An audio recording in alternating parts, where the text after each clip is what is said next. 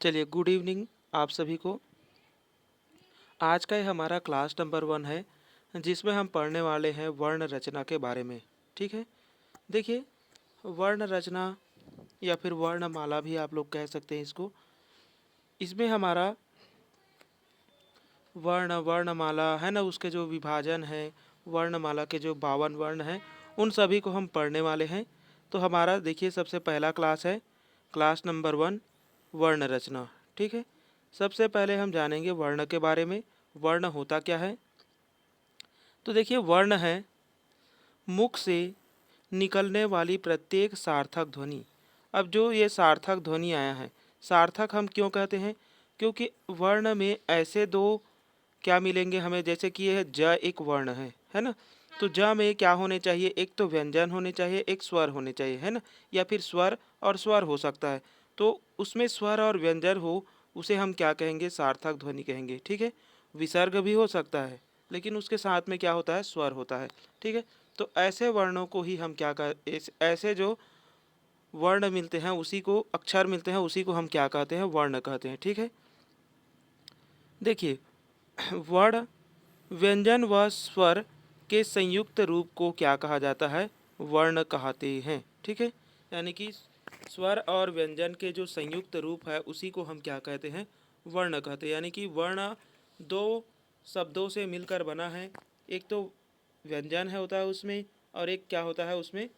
स्वर होता है। ठीक है, चलिए आगे चलते हैं। देखिए, और इसको क्या बोलते हैं? तो ध्वनि के मूल रूप को भी हम क्या कहते हैं? वर्ण कहते हैं। यानी कि ध्वनि का जो मूल रूप है, उसे भी हम क्या कहते हैं? वर्ण कहते हैं। ठीक है, आगे देखेंगे अगला पॉइंट, लघुत्तम वाक ध्वनि। एग्जाम में सबसे ज़्यादा पूछता है इसी को, लघुत्तम वाक ध्वनि को, है ना। तो लघुत्तम वाक ध्वनि को भी हम क्या कहते हैं? वर्ण कहते हैं। यानी कि लघुत्तम वाक ध्वनि को क्या कहा जाता है? वर्ण कहा जाता है। अगला पॉइंट है, वर्ण एक ध्वनि चिन्ह होता है। यानी कि वर्ण कैसा होता है? एक ध्वनि का चिन्ह है। जैसे कि हम ज बोल रहे हैं, है ना, एक प्रकार की ध्वनि है, और उसी ध्वनि को एक चिन्ह में पिरोया गया है, तो उसी चिन्ह को हम क्या कहते हैं? वर्ण कहते हैं। ठीक है, चलिए आगे देखेंगे। अगला है हमारा वर्णमाला। देखिए, वर्णमाला के बारे में जानते हैं। तो वर्णमाला किसे कहेंगे अब हम? तो सबसे पहले तो इसमें वर्णों की माला है ना। वर्णमाला किसे कहेंगे? ऐसी माला जो वर्णों से बनी हो। तो वर्णों के क्रमबद्ध और सार्थक व्यवस्थित समूह को वर्णमाला कहते हैं। चलिए देखिए, अगला पॉइंट है, वर्णों के उच्चारित समूह को हम क्या कहते हैं? वर्णमाला कहते हैं। यानी कि जो वर्णों का एक समूह है, उसे भी हम क्या कहते हैं? वर्णमाला कहते हैं। हिंदी में वर्णमाला में कितने अक्षर होते हैं? तो 52 वर्ण होते हैं। ठीक है, कई लोग 53 बोलते हैं, कई लोग 51 बोलते हैं, तो उस पर मत जाना। जो बेसिक है 52 वर्ण, उसी पे जाना है। ठीक है, तो कितने वर्ण हैं? 52 ही वर्ण होते हैं, जिसमें से हमें मूल रूप में कितने वर्ण देखने को मिलते हैं? 44 वर्ण देखने को मिलते हैं। और जो इसमें से जो 8 वर्ण हैं, वो कहीं ना कहीं से क्या है? जोड़ा गया है। यानी कि दूसरे, जैसे कि हो गया, हमारे देश में बहुत से देश के लोग आए हैं ना, तो उन लोगों की जो भाषाएं थी, तो उन लोगों की जो भाषाएं हैं, उनसे मिला करके कुछ वर्ण बना करके इसमें जोड़ दिया गया है। तो वो 8 है, और मूल रूप से कितने हैं? 44 वर्ण हैं। देखते हैं इसमें क्या क्या वर्ण होते हैं। देखिए, वर्णमाला,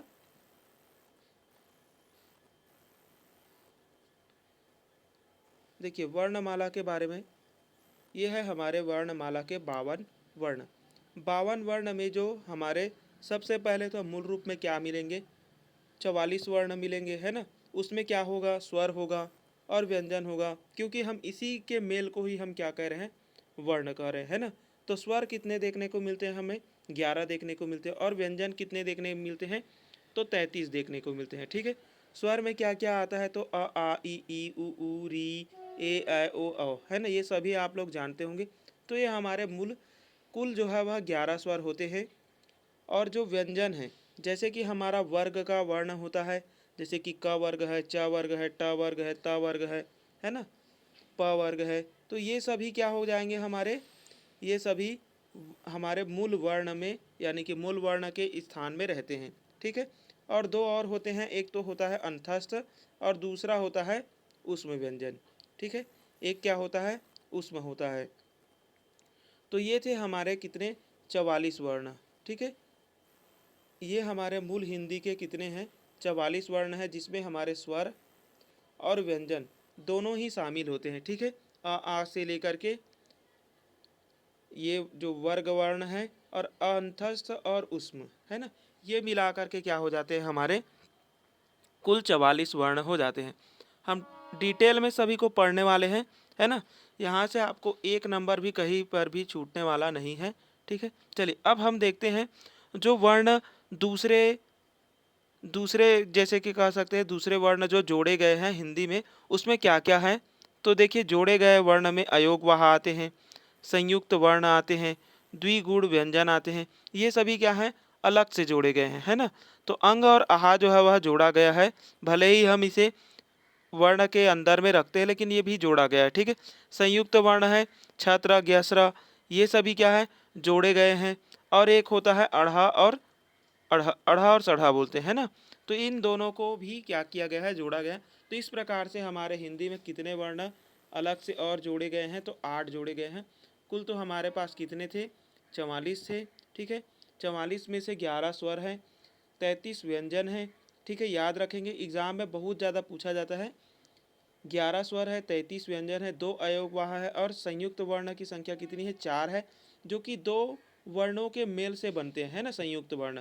और द्विगुण व्यंजन होते हैं, ये कैसे वर्ण होते हैं, इसको आगत व्यंजन भी बोलते हैं, यानी कि दूसरे देश से आया हुआ है। ठीक है, ये जो वर्ण है, ये जो वर्ण है द्विगुण व्यंजन, ये दूसरे देश से आया हुआ है। ठीक है, ये क्या है, दूसरे देश से आया हुआ है। और बाकी जो अयोगवाह है और संयुक्त वर्ण है, ये हमारे ही देश से है, लेकिन इसको क्या किया गया है, बना करके जोड़ा गया है ना, यानी कि इन्हीं शब्दों से बनाया गया है और इसको क्या किया गया है, जोड़ दिया गया है। चलिए आगे देखते हैं। देखिए, अब हम एक एक करके सबको पढ़ने वाले हैं। तो सबसे पहला आता है हमारा स्वर। तो देखिए, हम स्वर किसे बोलते हैं, सबसे पहले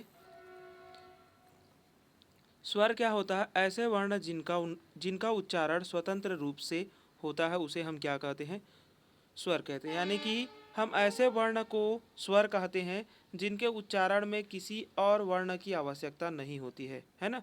मतलब कि इन वर्णों को बोलने के लिए हमें दूसरे वर्ण की सहायता नहीं लेनी पड़ती है। तो ऐसे वर्ण को ही हम क्या कहते हैं, स्वर कहते हैं। ठीक है, महर्षि पतंजलि के अनुसार क्या कहा गया था कि स्वयं राजते स्वरा अन्वग भवती व्यंजन मिति, है ना, ये शब्द कहा गया है। ठीक है, इसका अर्थ क्या है कि जो स्वर होता है वो स्वतंत्र होता है और व्यंजन क्या होता है, उन्हीं स्वरों पर आश्रित होता है। इनका इसका जो अर्थ है वो क्या होता है कि स्वयं राजते स्वरा, यानी कि जो स्वर है वो स्वयं राज करता है ना, यानी कि स्वतंत्र है। अनवग भवती व्यंजन मिति, यानी कि जो व्यंजन है वो क्या होता है, उन स्वरों पर आश्रित होता है। ठीक है, ये कहा गया है। आगे देखेंगे। अब देखिए, हम जानते हैं कितने स्वर होते हैं, तो 11 स्वर होते हैं, आ से लेकर के औ तक, है ना। ठीक है, कितने स्वर होते हैं, तो 11 स्वर होते हैं। आगे देखेंगे, अब इन स्वरों को भी अलग अलग भागों में बांटा गया। इन जो 11 स्वर है उनको भी क्या किया गया है, अलग अलग भागों में बांट दिया गया है। तो देखते हैं कौन कौन से भागों में बांटा गया है। तो अब यहाँ से जो क्वेश्चन है वो बनते हैं एग्जाम में। ठीक है, तो देखिए, सबसे पहला स्वरों का भेद, यानी कि स्वर को कितने भागों में बांटा गया है, तो मुख्य रूप से 4 भागों में बांटा गया है। ठीक है, याद रखेंगे कि 4 भागों में बांटा गया है। सबसे पहला होता है ह्रस्व स्वर, फिर आता है दीर्घ स्वर, फिर आता है संयुक्त स्वर और फिर आता है प्लुत स्वर। ठीक है, जो प्लुत स्वर है वो एक है, लेकिन हिंदी में इसको गिना नहीं जाता, लेकिन अगर भेद कहा जाए तो 4 ही होंगे। ठीक है, कितने होंगे, 4 होंगे। चलिए आगे देखते हैं, हम लोग एक एक करके पढ़ते हैं कि ह्रस्व स्वर क्या होता है, दीर्घ स्वर क्या होता है। तो देखिए, सबसे पहला है ह्रस्व स्वर। ह्रस्व स्वर किसे कहेंगे, जिन स्वर वर्णों के उच्चारण में कम समय लगता है उन्हें हम क्या कहते हैं, ह्रस्व स्वर कहते हैं। यानी कि ऐसे वर्ण जिनके उच्चारण में कम समय लगे। ठीक है, इसे हम मूल स्वर भी कहते हैं। क्या कहते हैं? ह्रस्व स्वर को मूल स्वर भी कहते हैं। और मूल स्वर की जो संख्या है वो कितनी है? तो 4 है। याद रखेंगे, एग्जाम में बहुत बार पूछा गया है कि ह्रस्व स्वर या फिर मूल स्वर की जो संख्या है वो कितनी होती है? तो 4 होती है। कौन कौन सी होती है? अ, ई, उ और री। ठीक है, कौन कौन होते हैं? तो अ, ई, उ और री, ये सभी क्या हो जाएंगे? हमारे 4 मूल स्वर हो जाएंगे। ठीक है, आगे आते हैं दीर्घ स्वर में। देखिए दीर्घ स्वर होता क्या है? दीर्घ स्वर है ऐसे स्वर वर्ण जिनके उच्चारण में, है ना, ह्रस्व स्वर से, यानी कि जो पहले वाले हम स्वर पढ़े हैं 4, है ना, उन स्वरों से दोगुना समय लगे। तो ऐसे स्वर को ही हम क्या कहेंगे? दीर्घ स्वर कहते हैं। ठीक है, इनकी जो संख्या है वो 3 है। अब देखिए वहाँ पास तो 4 थे। क्या क्या थे? अ थे, ई थे, सॉरी, अ, ई, उ और एक था हमारा री, है ना। तो री जो है वह दीर्घ में कैसा हो जाता है? दीर्घ में इसका री ही रहता है ना, इस वजह से इसको दीर्घ में शामिल नहीं किया गया है। और अ का क्या हो जाता है? तो दो अ मिला करके क्या बन जाता है? आ बन जाता है।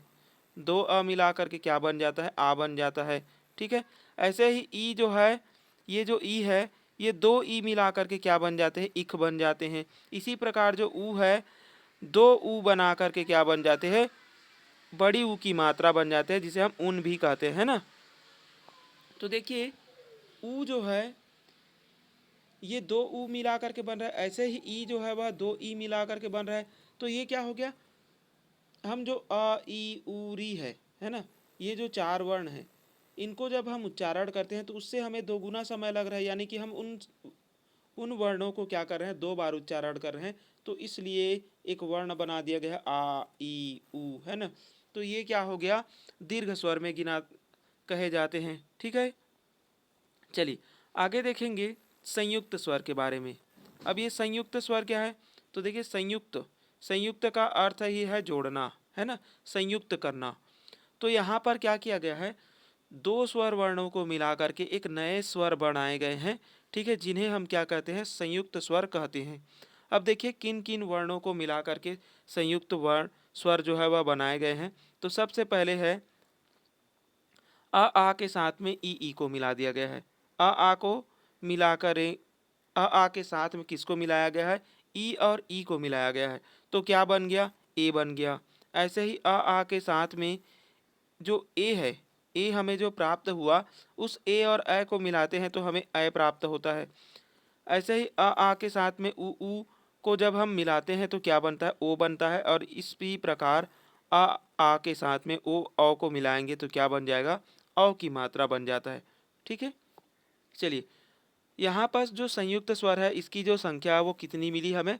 4 मिली। कौन कौन से मिले हैं? तो ए है, अ है ना, एक तो ए, एक अ, ओ, औ, है ना, ये हमारे क्या हो जाते हैं? संयुक्त स्वर हो जाते हैं। आगे देखेंगे प्लुत स्वर के बारे में।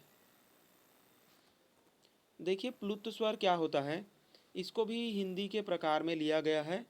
ठीक है, तो प्लुत स्वर किसे कहेंगे? ऐसे स्वर जिनको ह्रस्व स्वर, है ना, यानी कि ये जो ह्रस्व स्वर होते हैं उससे 3 गुना समय लेता है। ये क्या करता है? 3 गुना समय लेता है उच्चारण होने में। इसकी जो संख्या है वो 1 है। ठीक है, जैसे कि ओम, या फिर जो ओम हम लिखते हैं, यही ओम क्या है? हमारा प्लुत स्वर है। याद रखेंगे जो प्लुत स्वर है वो एक ही है। और कौन है? ओम। ठीक है, कौन सा है? ओम। ओम को ही हम क्या कहते हैं? प्लुत स्वर कहते हैं।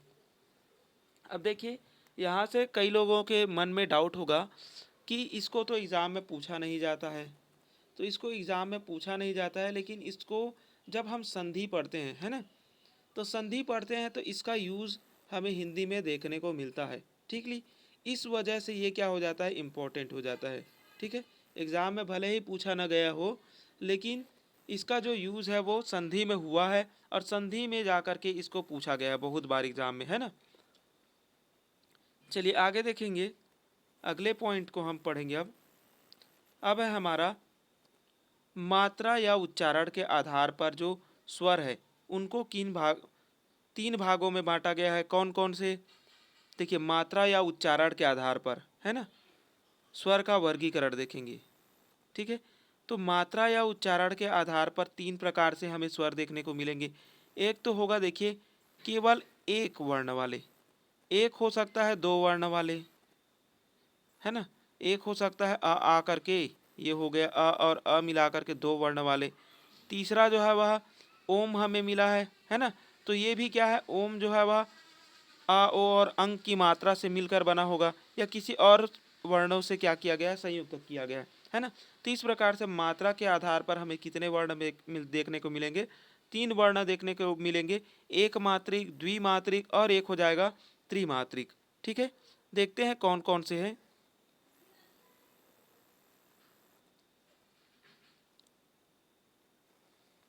चलिए देखिए, सबसे पहला आएगा ह्रस्व या फिर एक मात्रिक, जिसे हम लघु या मूल स्वर के नाम से भी जानते हैं। ठीक है, मात्रा के आधार पर, और यही से एग्जाम में बनता है। सबसे पहले अगर आपको बेसिक पूछा जाए कि वर्ण के कितने प्रकार हैं, तो आप बताएंगे चार प्रकार हैं। ठीक है, कितने बताएंगे? चार प्रकार। चार हमने क्या क्या पढ़ा? तो देखिए, चार हमने पढ़ा है, एक तो ह्रस्व स्वर पढ़ा, दीर्घ स्वर पढ़ा, है ना, और संयुक्त स्वर पढ़ा। चौथा हमने क्या पढ़ा? तो प्लुत स्वर पढ़ा। ठीक है, तो ये हमारे क्या हो गए? चार प्रकार हमने बेसिक रूप में देखे, है ना।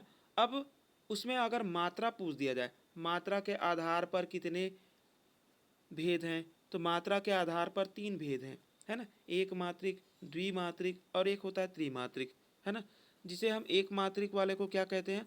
ह्रस्व हो गया, एक मात्रिक या फिर लघु स्वर।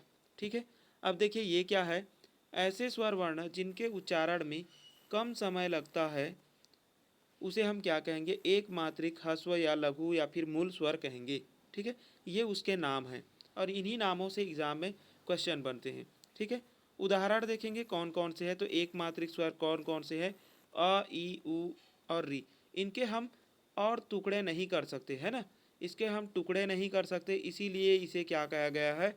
एक मात्रिक कहा गया है। ठीक है, हम इसके क्या नहीं कर सकते? टुकड़े नहीं कर सकते। ठीक है, इसीलिए इसे क्या कहा गया है? एक मात्रिक स्वर कहा गया है। याद रखेंगे, जिसके टुकड़े नहीं होते वही क्या होते हैं? एक मात्रिक स्वर। दूसरा हम देखेंगे, चलिए देखिए, द्विमात्रिक स्वर किसे कहेंगे?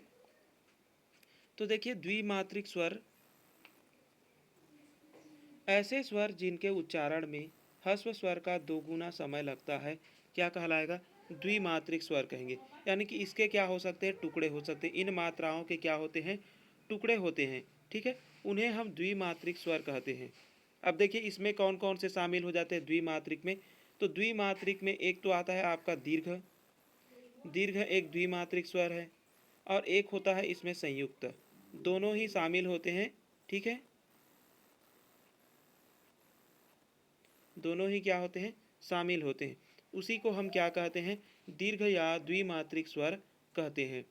अब देखिए, दो मात्रा का समय लगता है। ठीक है, इनके हम टुकड़े कर सकते हैं, जैसे कि आ हो गया, ई हो गया, ऊ हो गया, ए ओ औ, ये सभी क्या होते हैं? हमारे द्विमात्रिक स्वर होते हैं। ठीक है, चलिए आगे देखिए, अगला अगला है प्लुत स्वर। अब देखिए, प्लुत स्वर क्या है? हमने देखा है प्लुत स्वर को, है ना, ऐसे स्वर जिनके उच्चारण में ह्रस्व स्वर का तिगुना समय लगता है, तीन मात्रा का समय लगता है ना। इसे संस्कृत भाषा में ज़्यादा प्रयोग किया जाता है, जैसे कि ओम हो गया। ये हमारे क्या होते हैं? त्रिमात्रिक स्वर कहलाते हैं। क्या कहलाते हैं? त्रिमात्रिक या फिर प्लुत स्वर कहलाते हैं। ठीक है, चलिए, तो ये था हमारा क्या? प्लुत स्वर। अब देखिए, यहाँ पर एक मेन पॉइंट है जो हमें यहाँ से याद रखने हैं, वो क्या है? तो देखिए, हमने क्या देखा यहाँ पर? हमने देखा है मात्रा या उच्चारण के आधार पर जो वर्ण है उसके हमने कितने भाग देखे हैं? तीन भाग देखे। लेकिन एग्ज़ाम में ये जो तीन भाग है उसको नहीं लिया जाता है। ठीक है, तो लिया क्या जाता है? तो ये आप लोग नोट करके लिख लेंगे कि यहाँ पर जो प्लुत स्वर होता है ना, इसको छोड़ दिया जाता है। क्यों छोड़ दिया जाता है? क्योंकि हिंदी में इसके जो प्रयोग है वो बहुत ही कम देखने को मिलते हैं। बहुत ही कम कहने का मतलब है नहीं के बराबर, है ना। तो इस वजह से क्या किया गया है, जो मात्रा या उच्चारण के आधार पर वर्णों का जो वर्गीकरण है उसमें केवल दो ही वर्ण को शामिल किया गया है। एक तो एक मात्रिक, किसको किया गया है, एक तो एक मात्रिक को किया गया है और दूसरा है द्विमात्रिक को। दूसरा किसको शामिल किया गया है, द्विमात्रिक को। ठीक है, तो दोनों ही वर्ण को शामिल किया गया है, एक तो ह्रस्व या दीर्घ, या फिर इसी को हम क्या कहेंगे, एक मात्रिक या फिर द्विमात्रिक कहेंगे। ठीक है, तो उच्चारण या मात्रा के आधार पर जो वर्गीकरण है वो कितने हैं, तो दो हैं। कितने हैं, दो हैं। ठीक है, याद रखेंगे, इसमें प्लुत को शामिल नहीं किया गया है।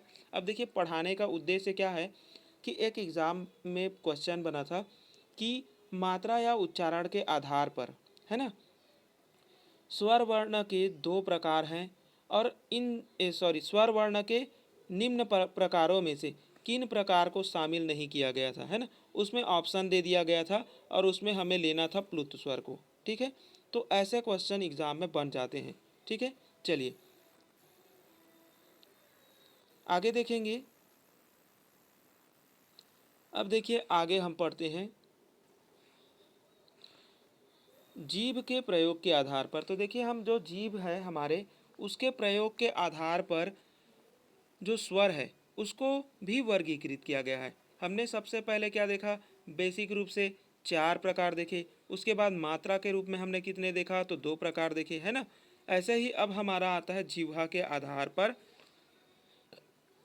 तीन प्रकार। कितने प्रकार, तीन प्रकार आते हैं। कौन कौन से आते हैं, तो सबसे पहला आता है अग्रजिह्वा, यानी कि जीभ के आगे भाग। दूसरा है मध्य या फिर केंद्रीय स्वर, है ना। तीसरा आता है पश्च स्वर। क्या क्या बोलते हैं, पश्च स्वर। ठीक है, तो देखते हैं होता क्या क्या है। चलिए देखते हैं, यहाँ से एग्जाम में बहुत ज़्यादा क्वेश्चन पूछे जाते हैं कि अग्रजिह्वा, मध्य जिह्वा स्वर या फिर पश्च जिह्वा स्वर कौन सा है, ये पहचानने के लिए बोला जाता है। ठीक है, तो देखते हैं सबसे पहले जिन स्वरों के उच्चारण में जीभ का अग्र भाग काम करता है उन्हें हम क्या कहते हैं, अग्र स्वर कहते हैं। तो देखिए अग्र स्वर कौन कौन से हैं, तो ई उ, ई है, ए है और री है। ये सभी क्या होते हैं, पांच जो है वह अग्र जिह्वा स्वर के अंतर्गत आते हैं। कौन कौन से हैं, ई है, जब हम इसका उच्चारण करते हैं तो हमारा जो जीभ का भाग है, आगे वाला भाग, वही हिलता है। आप लोग उच्चारण करके देख लेना कि ई ए री, जब हम इन पांचों का जब हम उच्चारण करते हैं तो आगे वाला भाग जो जीभ है वो या तो नीचे की ओर जाने लगेगा या तो ऊपर की ओर जाने लगता है ना। तो इन सभी को हम क्या कहते हैं, इन पांचों को हम अग्र जिह्वा के अंतर्गत रखते हैं। और मध्य जो जिह्वा है, मध्य जिह्वा या फिर केंद्रीय जिह्वा स्वर हम किसे कहते हैं, एक आ है, अ है, उसी को हम क्या कहते हैं, मध्य या फिर केंद्रीय स्वर कहते हैं। क्योंकि हम जब अ का उच्चारण करते हैं तो जीभ जो है वह सामान्य स्थिति में रहता है और एकदम बीचों बीच रहता है ना। मुंह के जो भाग है हमारे, उसके बीचों बीच जो है वह हम जब उच्चारण करते हैं तो जीभ जो है वह रहता है। ठीक है, और इसे हम और एक क्या कहते हैं, आवारा वर्ण भी कहते हैं। तो हिंदी में एग्जाम में पूछा गया था किसी स्टेट में कि आवारा वर्ण क्या है, तो आवारा वर्ण अ को बोलते हैं। ठीक है, क्योंकि अ को आवारा इसलिए कहा जाता है, ये सभी वर्णों में आपको देखने को मिल जाएगा, है ना। सभी वर्ण में अ जो है वह शामिल रहता है। ठीक है, आगे देखेंगे पश्च स्वर। अब पश्च स्वर हमने देखे पांच यहाँ पढ़ लिए, एक यहाँ पढ़ लिए, बचा कितना, हमें 11 चाहिए तो 6 यहाँ हो गया, अब तो 5 और बचेगा। ठीक है, तो पश्च स्वर कितने हो जाएंगे, 5 हो जाएंगे। ठीक है, अग्र 5, पश्च 5, बीच वाला कितना है, 1 है। यहाँ से नंबरिंग भी याद रखेंगे और वर्ण को भी याद रखेंगे। ठीक है, कि कौन कौन से जो है वह अग्र है, कौन कौन से जो है वह पश्च है। तो देखिए पश्च किसे कह रहे हैं, जिन स्वरों के उच्चारण में जीभ का पश्च भाग यानी कि पीछे वाला जो भाग है ना, वो काम करे उसे हम क्या कहेंगे, पश्च स्वर कहते हैं। जैसे कि आ जब हम बोलते हैं तो जीभ का जो पीछे वाला भाग है वो और ऊपर चढ़ने लगता है, जिसकी वजह से क्या होता है, हमारा मुख जो है वह खुलने लगता है ना।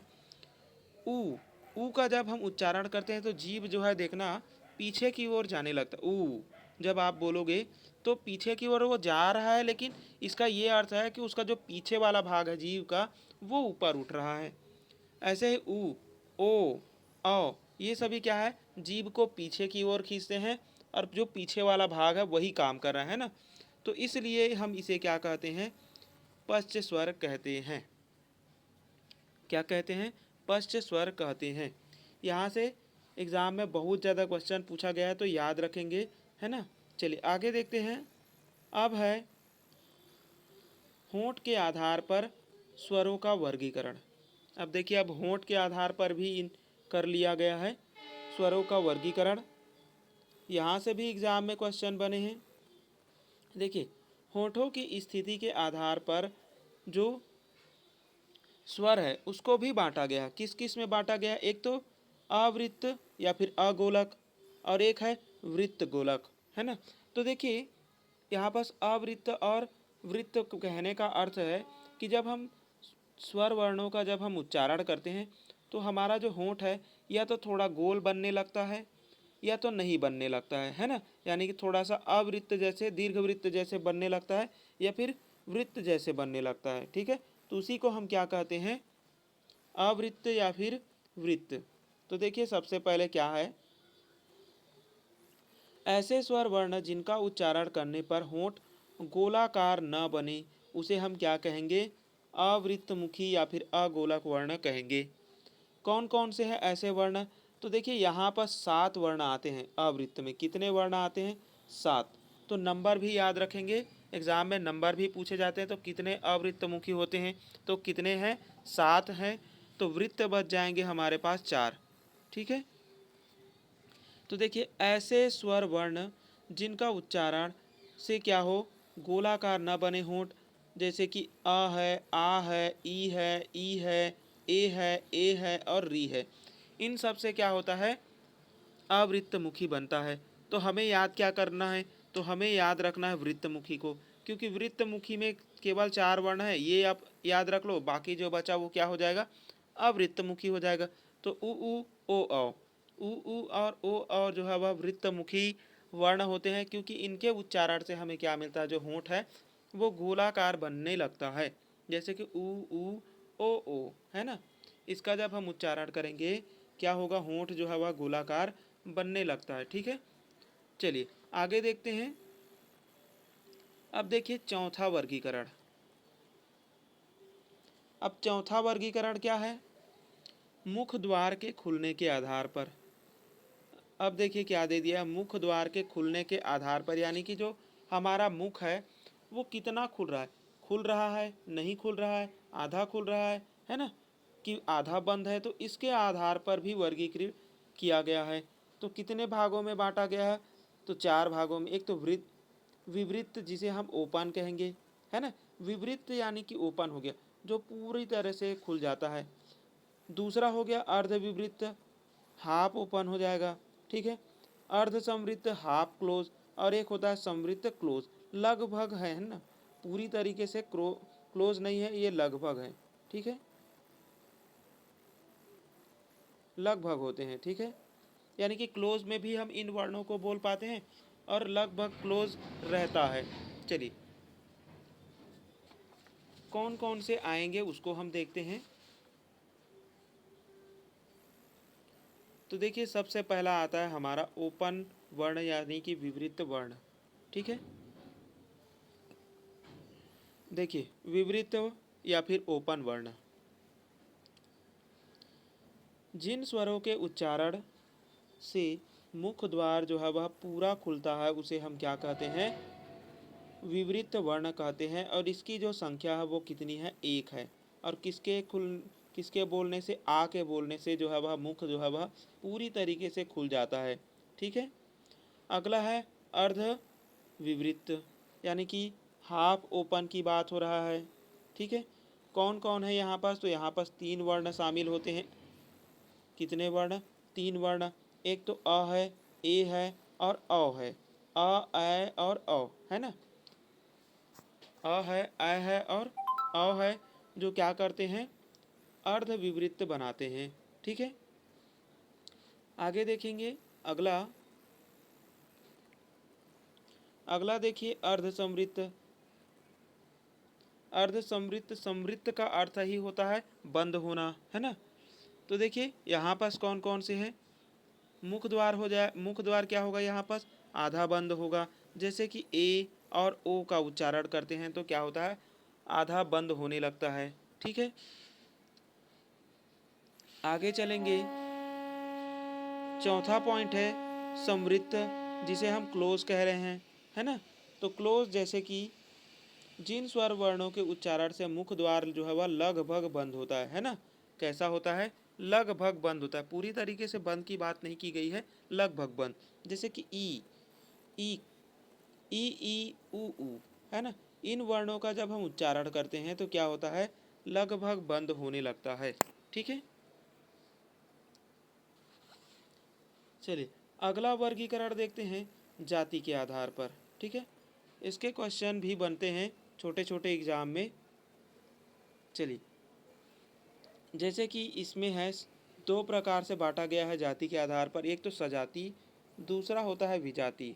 यानी कि सजाति कहने का अर्थ है एक जैसे दिखते हैं। कैसे दिखते हैं, दो वर्ण एक जैसे दिखते हैं, उसे हम क्या कहेंगे, सजाति कहेंगे, है ना। एक ही प्रकार के स्वर वर्ण से बने हो उसे हम सजाति कहेंगे, और दो अलग अलग स्वरों के मेल से बने हो उसे हम क्या कहेंगे, विजाति कहेंगे। जैसे कि अ, आ, ई, इक, उ, उन, ये सभी क्या हैं, सजातीय वर्ण हैं। ठीक है, जैसे कि आ जो है वह दो अ मिलकर के बना है, आ जो है वह इन दो वर्णों से मिलकर बना है। ऐसे ई जो है वह दो ई से मिलकर के बना है, ऊ जो है वह दो ऊ से मिलकर के बना है। और ए ऐ ओ औ ये क्या है, विजातीय हैं, है ना। इसमें ए जो है वह बनता कब है, जब इसमें दो अलग अलग वर्ण शामिल होते हैं, है ना। तो चलिए आगे देखते हैं।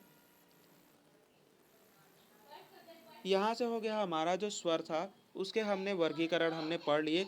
अब हम देखेंगे अयोगवाह वर्ण के वर्गीकरण। किसके देखेंगे, अयोगवाह वर्ण के वर्गीकरण देखेंगे। ठीक है,